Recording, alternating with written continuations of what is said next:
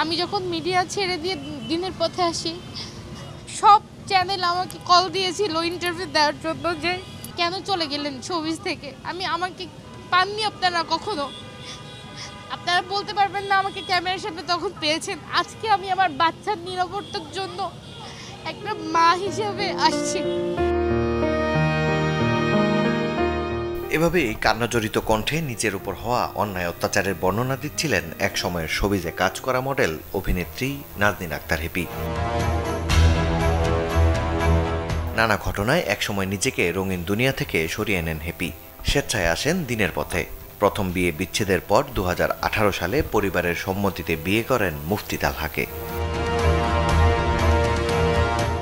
বিয়ের কয়েক বছর না পেরোতেই দ্বিতীয় স্বামীর নানা অপকর্ম সামনে আসে হেপির, যা চ্যানেল 24-কে জানিয়েছেন তিনি নিজেই।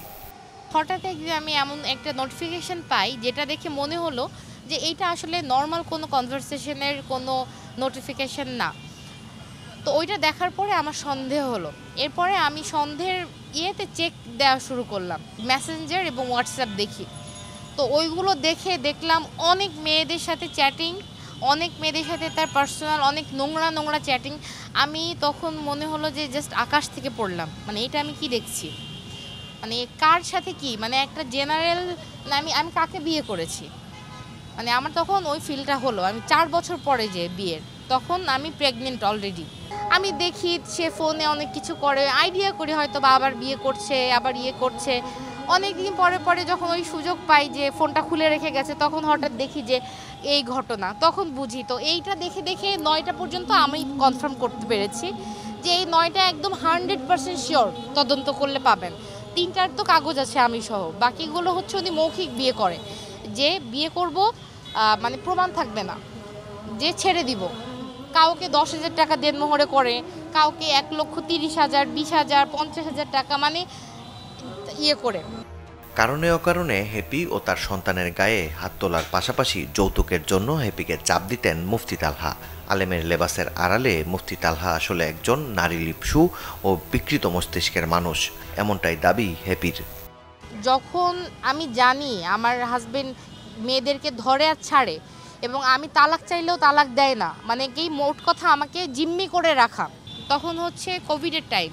সে আমাকে না ছাড়বে না, এটা বললাম কেন ছেড়ে দিতে, সে আমাকে ওই যে ইসের তার দিয়ে, চার্জারের তার দিয়ে গরুর মতো পেটালো, যদি আমি সোজা কথাই বলি, গরুর মতো করে পেটালো যে আমি চলে যেতে চেয়েছি এই কারণে। মানে তার সে এনি হাও সে আমাকে রাখবে, কারণ সে আমার মতো পায় না, সে সবসময় মারতো। এবং মারা ধরার পরে সে আমার মোবাইলগুলো তার জিম্মায় নিয়ে নিত, যাতে করে আমি আইনি সহযোগিতা নিতে না পারি, আমার ফ্যামিলির সাথে কথা বলতে না পারি, মানে কারোর সাথে কথা বলতে না পারি। এই কারণে সে আমার ফোনটা পর্যন্ত নিয়ে যেত। 4-5 দিন পরে দিত, যখন আমার দাগটাগু শুকিয়ে গেছে, আমিও একটু সুস্থ। কিছু হলেই আসলে মারা ধরা, এবং মারা ধরাটা এমন পর্যায়ে যে আপনাকে মানে মারতে মারতে যে কি করে ফেলবে এটার কোনো নেই।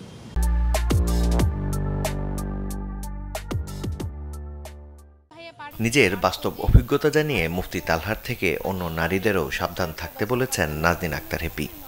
উনি মনে হয় মৃত্যুর আগ পর্যন্ত বিয়ে করতে থাকবে, এটা নিয়ে ওনার কোনো কিছু নেই যে করব ছাড়বো, এটা নিয়ে ওনার কোনো অসুবিধা নেই।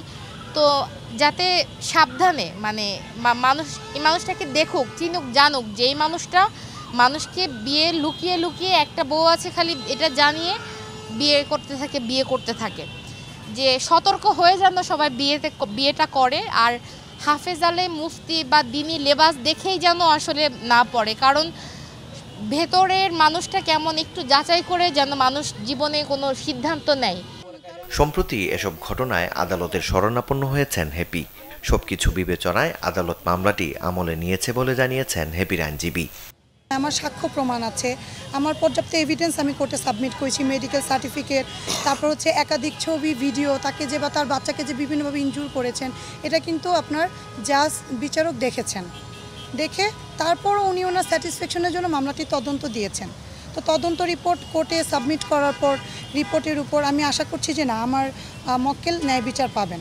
এদিকে হেপির করা সকল অভিযোগ মনগড়া ও মিথ্যা বলে এক ভিডিও বার্তায় জানিয়েছেন অভিযুক্ত মুফতি তালহা। বিভিন্ন সিন ক্রিয়েট করে আপনার থেকে যখনই কোনো একটা টাকা অ্যামাউন্ট উদ্ধার করবে এরপরে আপনার কাছে সে তালাক চাবে।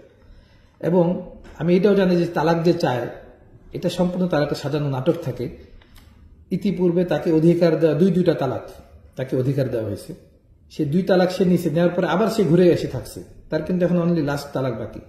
এই যে সে যখন এই আমার সাথে এগুলা শুরু করলো তখন বিভিন্ন উলামা একরামকে আমি নিজে ইনভলভ করার আগে সেই ইনভলভ করতো, ওনার উলামা একরামদেরকে মানে সে তার মতো করে বিভিন্ন উপস্থাপন করতো। যখন বাসার মধ্যে তারা আসতে চাইতো যে ঠিক আছে আমরা বাসায় এসে মীমাংসা করতে চাই, তখন সে আজ পর্যন্ত কারোর সাথে সে বসতে রাজি না।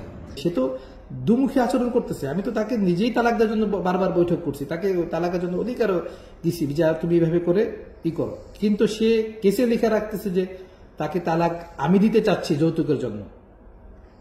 এটা তো একটা 2 রকম একটা আচরণ। আল্লাহ পাক আমাদেরকে এটা থেকে হেফাজত করেন। আদালতের কাছে ন্যায় বিচারের আশা করবার পাশাপাশি সামনের দিনগুলোতে একমাত্র সন্তান আর নিজেকে নিয়েই ব্যস্ত থাকতে চান বলে জানিয়েছেন হ্যাপি। সন্তানকে নিয়েই থাকতে চাই, এটাই আমার চিন্তা। মাকসুদুল হক ইমু, চ্যানেল 24, ঢাকা।